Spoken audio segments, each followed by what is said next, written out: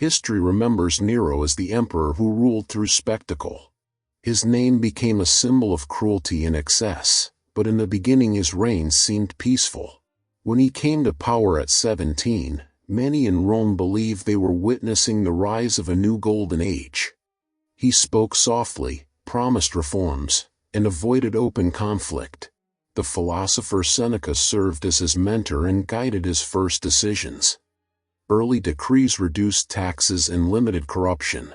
Citizens praised his mercy, and for a short time he was loved. Rome thought it had found a ruler who combined intellect with kindness. Behind that image stood his mother, a woman who had poisoned her way to power and believed she could control the empire through her son. She appeared beside him at ceremonies and demanded that her name be mentioned with his in public decrees.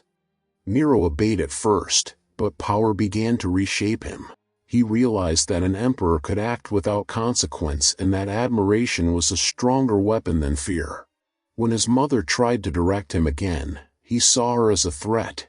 He ordered her death and later examined her body with detachment, saying that he had never realized how beautiful she was until that moment. That remark marked the beginning of his descent. Freed from her control, Nero turned rule into performance. He surrounded himself with musicians, poets, and actors.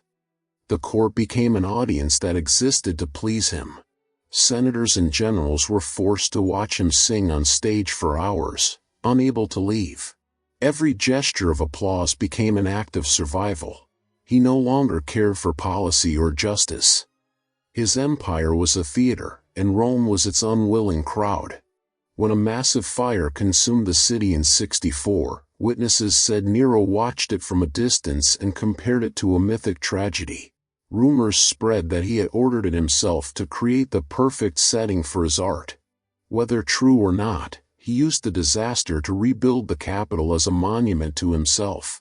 He named his new residence the Golden House, a palace of impossible scale. Inside were halls decorated with his likeness, banquet rooms large enough for hundreds, and ceilings that turned mechanically to imitate the sky. He called it proof that the divine lived within him. His personal life followed the same path. He married a quiet noblewoman chosen by the court, but she soon lost his attention. He replaced her with another, one admired by the public for her beauty. The emperor demanded that she be treated as a goddess. When she failed to meet his expectations, she met the same fate as his mother. During a violent argument he struck her, and the blow killed her and their unborn child. After that event Nero's mind began to fracture. He could not accept the idea that something he desired could vanish. He filled the palace with statues of her face, forced servants to address him as if she were still alive, and commissioned artists to recreate her features. The court saw this not as grief but as proof of delusion. Yet no one dared to speak. He began to say that he could bring her back, that he would create her again in living form. To him, that was no longer madness. It was the next expression of power. For the emperor of Rome, who already ruled over laws and armies, it was time to rule over life itself. After the death of his wife, Nero's obsession with control moved from the empire to the human body. He spoke of recreating what he had lost, of shaping life itself according to his desire. The court first treated these words as grief, then as madness. But in Rome no one dared to question the emperor's will. His attendants began to search for a person who could match the image that haunted him. Servants were sent through the villas of the capital and even the theaters where young singers performed. They were told to find someone whose appearance could satisfy the emperor's idea of perfection. After weeks of searching they found a boy among the palace performers whose delicate face and quiet voice reminded Nero of the woman he had killed. His name was Sporus. He was small, soft-spoken, and obedient. Nero decided that this was the one. By Nero's order, the boy was taken and made unable to become a man. Surgeons of the palace cut away what nature had given, sealing his fate as the emperor's creation. The procedure was carried out in secret, supervised by guards who ensured silence. No one outside the imperial household was permitted to know what had been done. It was not medicine. It was obedience turned into flesh. When it was over, Nero gave the boy new clothes, jewels, and a new name. He spoke to him not as a servant but as a replacement. To the emperor, the transformation was complete.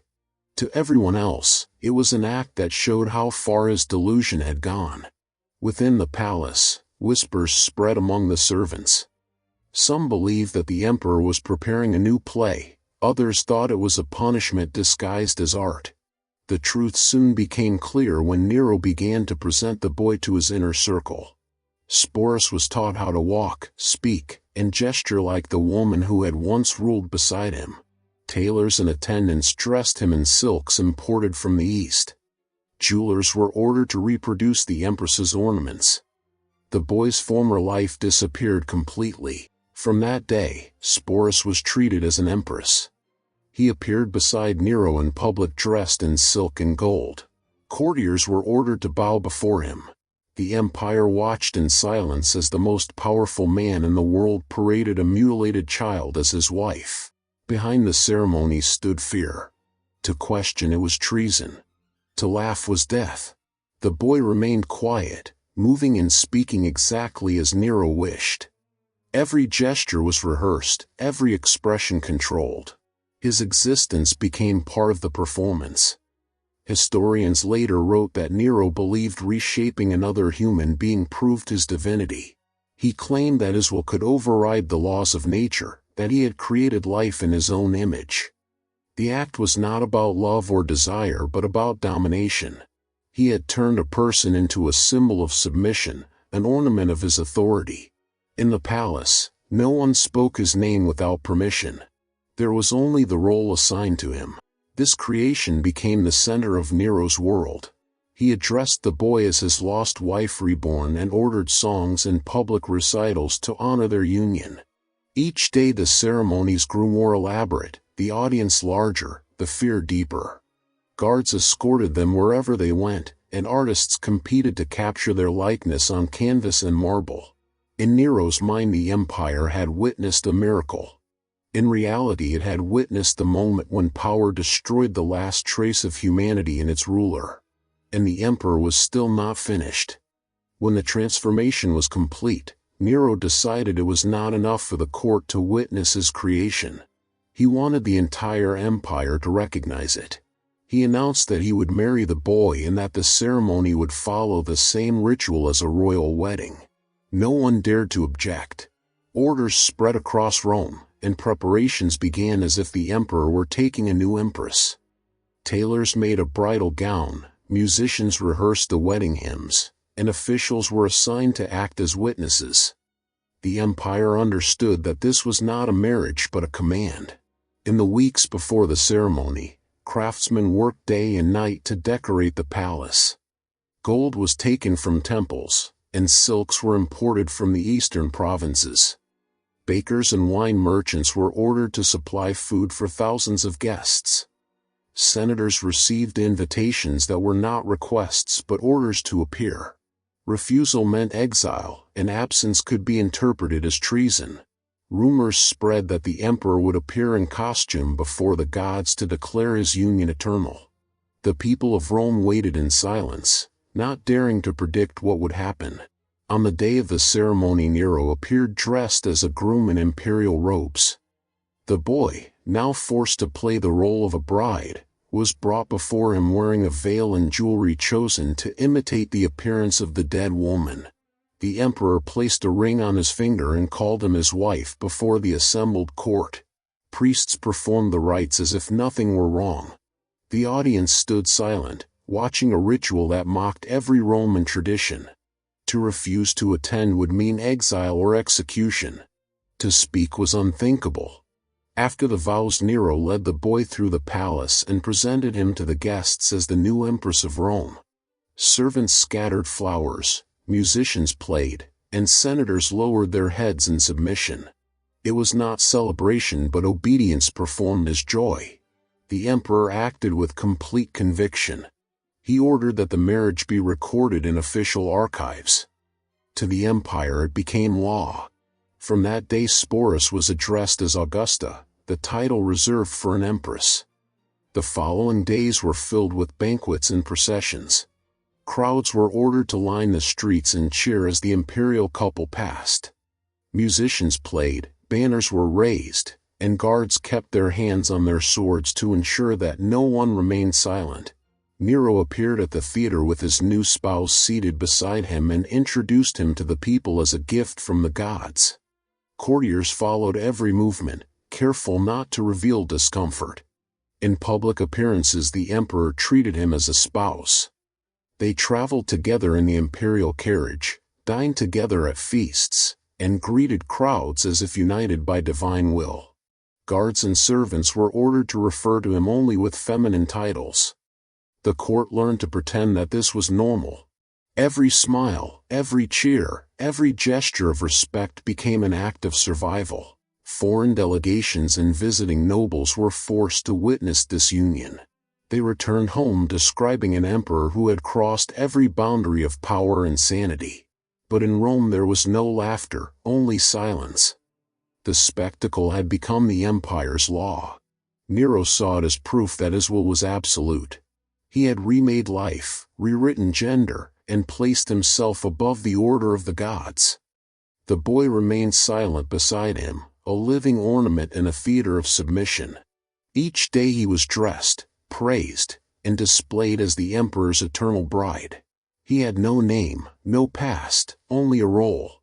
For Nero the marriage was not about companionship or love. It was a public declaration that nothing, not death, not nature, not the human body, could defy his command. And with that belief the emperor turned the wedding into the foundation of a new kind of worship. After the wedding Nero no longer saw boundaries between theater and life. What began as a private delusion became a public ritual. He wanted the empire to celebrate his union and believe in its meaning. Festivals were declared across Rome. Officials were ordered to treat the emperor's spouse as a divine figure. Coins were minted bearing both of their images. Public speeches referred to the marriage as a symbol of cosmic harmony.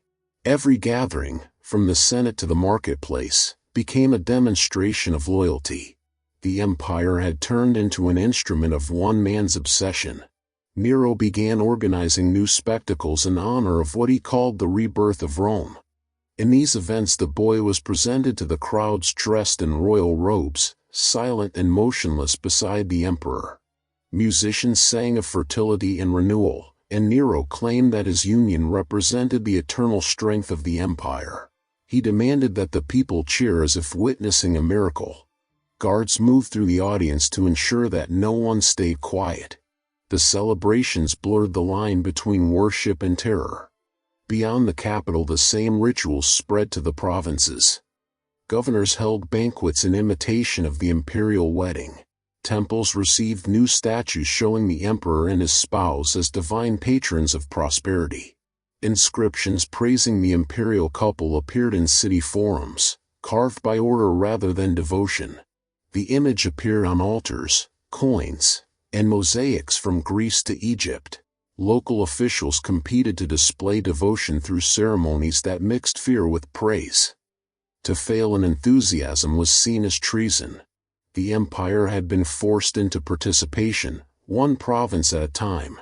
Inside the palace the emperor expanded the performance. He ordered household servants to act out scenes of family life. At banquets he spoke about his bride's future child and made jokes about fatherhood while the boy sat beside him, forced to smile. He declared his spouse pregnant and ordered attendants to stage the rituals of an expectant mother. At dinners he lifted a gold cup filled with white liquid and said it was milk for the son of Rome. He called these scenes sacred and demanded applause. He later appeared before guests holding the boy's hand, describing him as carrying the spirit of the empire within. In the language of power these performances were not comedy. They were obedience turned into ritual. No one laughed. Everyone applauded. Historians recorded that Nero sometimes played the role of a nurse, feeding the boy during dinners and calling it a sacred act. He claimed that from their union a new generation would rise, one born from divine will. The court understood the message clearly. The emperor's authority was no longer political or legal. It was biological, extending into the creation of life itself. Those who witnessed these scenes later wrote that they felt they were watching the collapse of reason, yet no one dared to speak. The festivals continued for months. The emperor paraded through the streets surrounded by musicians, actors, and soldiers. Citizens were ordered to throw flowers and chant blessings for the imperial couple. Entire provinces were forced to send gifts in their honor. Governors wrote proclamations praising the emperor's sacred marriage, knowing that failure to show enthusiasm could be fatal. The empire learned that silence was safer than truth. Even the priests who once served the old gods now performed ceremonies in Nero's name. Behind the celebrations, Nero grew more paranoid. He suspected conspiracies everywhere. Executions followed rumors, and the list of enemies grew daily. The boy, now trapped in a role he could never escape, remained at his side as a symbol of submission. What had started as an imitation of love had turned into an empire-wide ritual of fear. To those who still served him, Nero appeared untouchable, a man who had remade not just Rome but the meaning of reality itself. Yet beneath the ceremonies, the foundations of his rule were already collapsing. Armies in the provinces began to rebel, and whispers of revolt reached the capital. The emperor ignored them. He believed that his performance would never end. The crowds and the legions were about to stop obeying. By the year 68, the empire was collapsing under the weight of Nero's rule. The armies that once shouted his name began to refuse orders. Provinces stopped sending taxes. Revolts broke out across Gaul, Spain, and Africa, and even the Praetorian Guard in Rome turned against him. The governors who had once flattered him now declared allegiance to the Senate. For the first time in 14 years of absolute control, the emperor faced a reality he could not rewrite. Nero tried to ignore the danger. He continued to perform, convinced that loyalty could still be commanded through spectacle. He announced new games, promised gifts, and demanded that statues of his image be placed in the temples of every province. The applause had grown thin, and the crowds that once praised him now whispered his name with contempt. Senators began to avoid his summons, and his advisors quietly fled the capital. The boy who had once been paraded as an empress remained near him, silent and obedient, a reflection of what was left of his authority. As the rebellion closed in, Nero's illusions began to break. He wandered through the empty halls of the palace asking if even one soldier still stood for him. There were none. The Senate declared him an enemy of the state, and the Praetorian Guard joined the revolt. His guards deserted, and the few that remained stood in silence. For a moment he spoke of appearing before the people to beg for mercy, but then realized there was no stage left to stand on. He fled the city with a handful of servants and the boy who had become his creation. They hid in a small villa outside Rome while soldiers searched the countryside. When Nero heard that the Senate planned to capture and execute him publicly, he decided to end his life. He ordered a grave to be dug and handled his own funeral shroud, unable to believe that the story was ending without applause. He asked his servants if there was no one left who would love him, and none answered. Unable to face the act himself, he forced one of his companions to help. With his final words, he took his own life. The man who had turned an empire into a theater died without an audience. In the days that followed, news of his death spread across the empire. Some crowds celebrated, others stood in disbelief. His body was burned quickly, and loyal servants hid the ashes. Rumors soon appeared that he had escaped and would return to reclaim power. Pretenders arose in the provinces claiming to be Nero reborn, and for years their names caused panic in Rome. The empire had destroyed him but could not erase his image. The boy he had remade was taken by a Roman officer and shown as a curiosity at public gatherings. His presence reminded everyone of the emperor's madness. Sources later recorded that he took his own life, unable to escape the role forced upon him. His death closed the last page of Nero's creation. Rome tried to erase the memory of its fallen ruler. Statues were destroyed, inscriptions removed, and his name condemned in official decrees. Yet the story survived. It remained as a warning of what happens when power becomes absolute and reality turns into obedience. Nero's reign showed how easily worship can become fear and how the pursuit of control can consume the one who seeks it.